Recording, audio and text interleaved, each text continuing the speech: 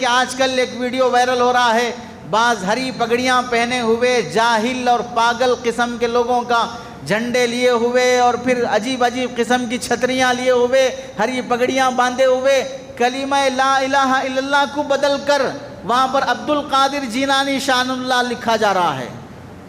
اور یہ کلمہ پڑھا جا رہا ہے۔ اس سے تھوڑی کوئی مسلمان باقی رہے گا، یہ مسلمانوں کے نام پر داغ اور دھبا ہوتے ہیں۔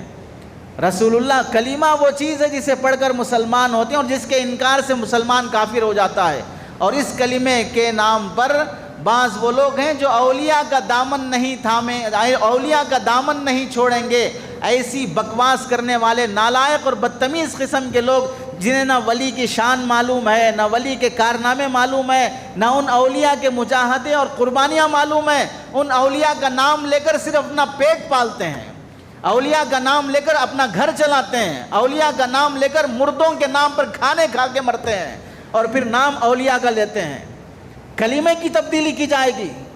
اذان کا ایک لفظ کم نہیں کیا جا سکتا، ایک لفظ بڑھایا نہیں جا سکتا، جبکہ اذان 5 بار ہوتی ہے، اور کلمہ لا الہ الا اللہ تو وہ اسلام کی بنیاد ہے تو مسلمان، نہیں ہے تو کافر، اس کو بدلا جا رہا ہے، اور پھر وہ نام ولیوں کا لیا جا رہا ہے۔